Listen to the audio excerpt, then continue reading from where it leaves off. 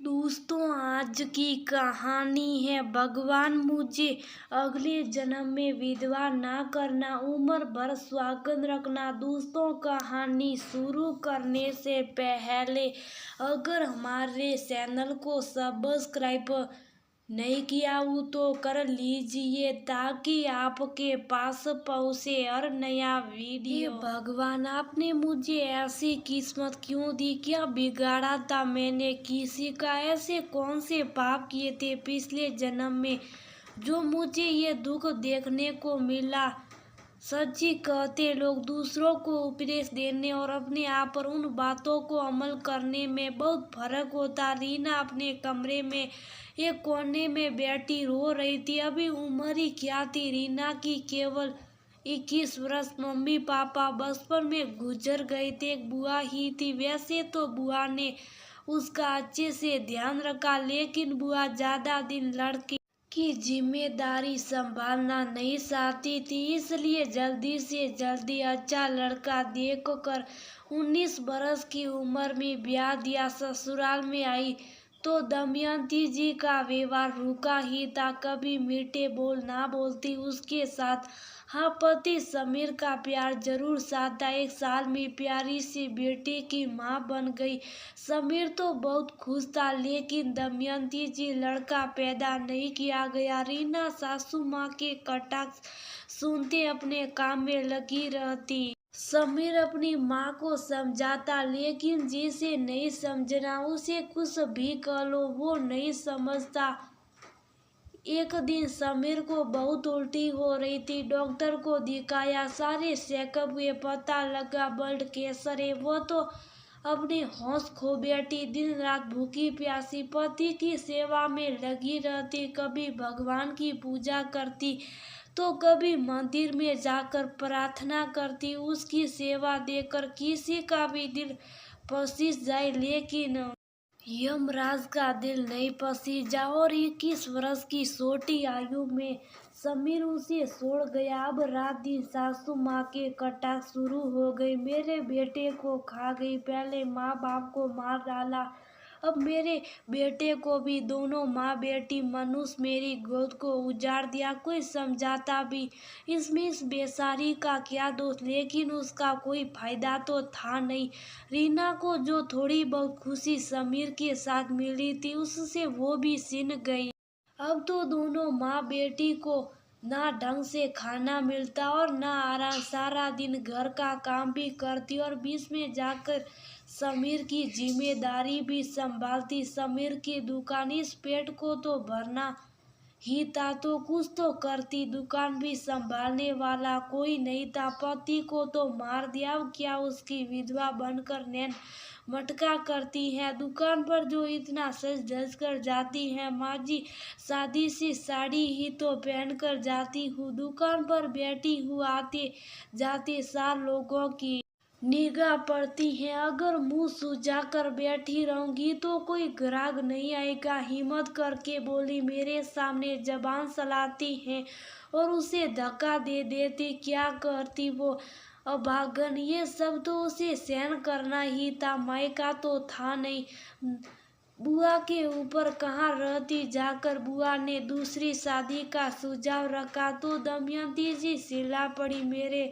बेटे की विधवा उसके जाति से स्वागत करके इसको जिंदगी के मजे लेने दूं। मेरे बेटे की विधवा है और वहीं रहेगी। दरअसल रीना की शादी हो जाती तो घर का खर्चा कैसे चलता, किसी शुभ काम में उसका हाथ ना लगने देती। दमयंती जी कहानियों में पढ़ा था, अब औरत पति के जाने के बाद इतनी मजबूर नहीं होती, ना ही अब कोई शुभ अशुभ की बात करता है।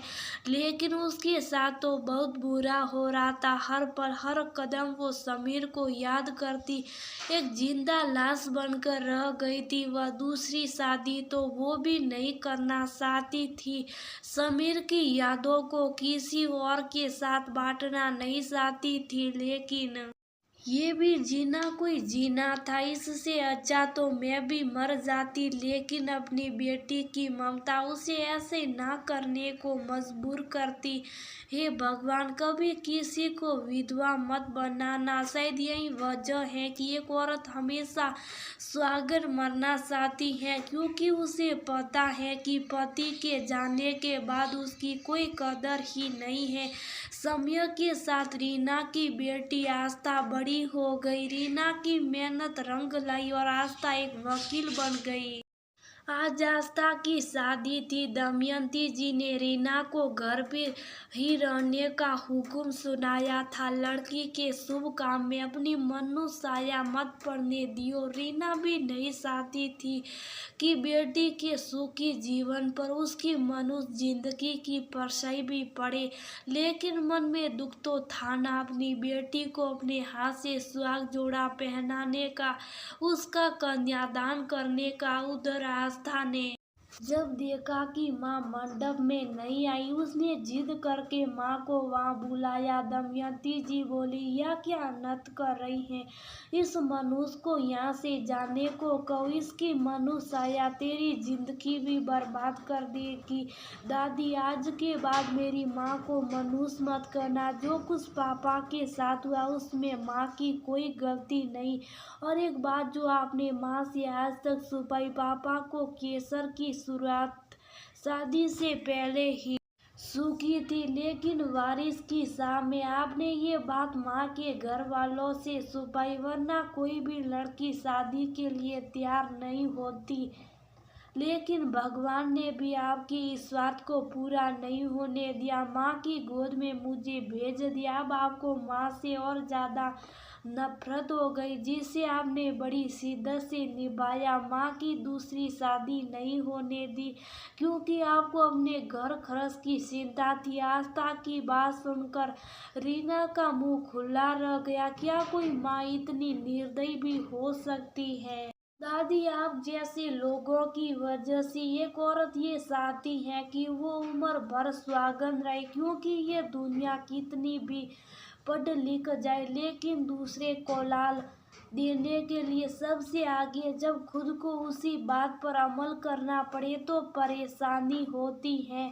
आप जैसे समाज के ठेकेदार पड़ोसी को तो विधवा को दूसरी शादी के लिए जबरदस्ती करेंगे, लेकिन अपने घर में वो गुनाह। हमारा समाज एक विधवा औरत से उसके जीने के सारे अधिकार छीन लेता, उस औरत को खुश होने का अधिकार नहीं देता। और अगर किसी आदमी की पत्नी मर जाए तो उस पर कोई पाबंदी नहीं लगाई जाए।